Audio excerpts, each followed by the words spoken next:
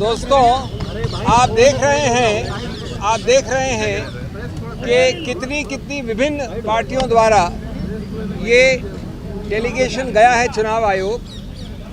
करीब सभी विपक्ष की पार्टियां यहाँ पर हैं। मैं नाम नहीं लूँगा, आप चेहरे देख रहे हैं। गौर करने वाली बात यह है कि ये आयोजन कल लेट रात्रि को हुआ है, लेट, क्योंकि आप जानते हैं जिस प्रकार का गैरकानूनी एक्शन लिया गया है वो भी लेट रात को लिया गया था। इतने अल्प समय में हमारे सभी कॉलीग्स ने, कई लोग दिल्ली से बाहर से भी आए हैं, कुछ एक दो लोग पहुंच नहीं पाए, लेकिन करीब विपक्ष के हर रंग की पार्टी यहाँ पर उपस्थित है और मैं समझता हूँ सब एकजुट होकर इस मामले में गए हैं। हमने चुनाव आयोग के साथ विस्तृत रूप से वार्तालाप किया। हम सब अंदर थे। चुनाव आयोग के तीनों नवगठित चुनाव आयोग और उनके सभी अफसर थे। मैं संक्षिप्त में बता दूं आपको कि हमने क्या कहा। पहली बात कि ये बहुत ही गंभीर और व्यापक मुद्दा है। ये सिर्फ एक व्यक्ति या व्यक्ति विशेष या पार्टी विशेष का मुद्दा नहीं है। ये मुद्दा व्यापक इसलिए है क्योंकि ये सीधा संबंध रखता है भारत के संविधान के मूल ढांचे से, जिसको आप बेसिक स्ट्रक्चर कहते हैं।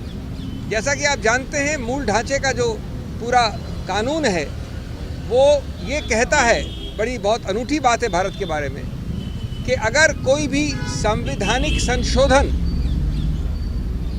मूल ढांचे के विरुद्ध है तो संवैधानिक संशोधन भी असंवैधानिक करार किया जा सकता है। अब इसको हमने कैसे पक्ष रखा? जब आप इस प्रकार की चुनाव के लिए जो एक समतल ज़मीन आवश्यक है, अति आवश्यक है, अनिवार्य है, समतल ज़मीन, उस समतल ज़मीन को आप बदल देते हैं, उसको समतल नहीं रहने देते हैं दुरुपयोग करके एजेंसीज द्वारा, तो उसका सीधा दुष्प्रभाव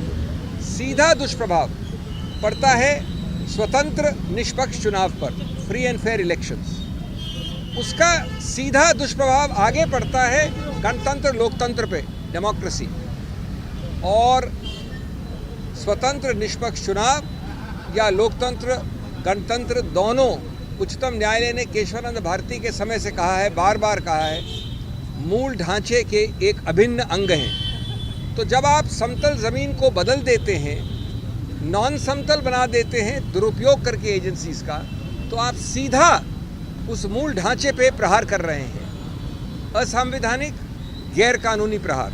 ये एक मूल मुद्दा है और इसके लिए सबसे बड़ा पुलिसमैन इस समतल ज़मीन का संविधान ने बनाया है, चुनाव आयोग को बनाया है।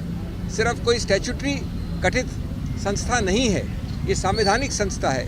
तो हमने उनको उनके उत्तरदायित्व की याद दिलाई और कहा कि आप बेझिझक होकर इस मामले में हस्तक्षेप करें। दूसरा पहलू हमने बड़ा रोचक रखा उनके सामने। हमने उदाहरण तो दिए, अभी मैं 2-3 दूंगा।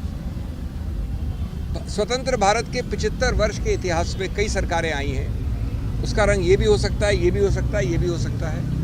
इसी सत्तारूढ़ पार्टी की सरकारें पहले आई हैं, लेकिन 75 वर्ष में कभी भी चुनाव के बिल्कुल शुरू में, चुनाव के आसपास एजेंसीज का दुरुपयोग ऐसे कभी नहीं हुआ।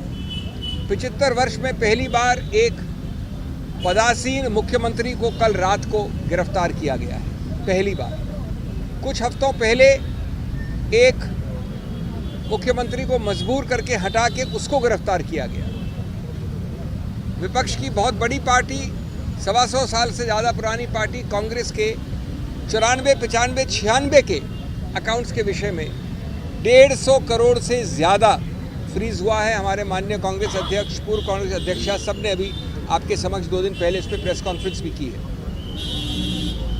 अभी हमको बता रहे हैं हमारे मित्र लेफ्ट के, येचुरी जी यहाँ खड़े मेरे साथ, उनको भी वैसे ही नोटिस आए हैं। तीसरा पहलू, हमने एक सूची दी 11 और हाल के रीसेंट उदाहरण। पुराने उदाहरण तो सैकड़ों हैं। वो 11 के 11 एनसीपी से लेकर, टीएमसी से लेकर, कांग्रेस से लेकर विपक्ष के हर पार्टी पे है जहां पर एजेंसीज का दुरुपयोग हुआ है, गिरफ्तारी हुई है। लेकिन एक भी उदाहरण नहीं है सत्तारूढ़ पार्टी का। ये कौन सी जादुई पुड़िया खाई है सत्तारूढ़ पार्टी ने कि हर अच्छाई वहाँ है, हर बुराई यहाँ है, या सिर्फ बुराई दिखती यहाँ पर है? अगर बुराई वहाँ है तो दिखती नहीं है। वॉशिंग मशीन का तो उदाहरण आपने बहुत सुन लिया है, लेकिन ये समतल ज़मीन की मूल ढांचे को प्रहार करता है। ऐसी ही और खबरों से हमेशा अपडेट रहने के लिए चैनल को सब्सक्राइब कर लीजिए और वीडियो पसंद आया हो तो लाइक और शेयर करना ना भूलें।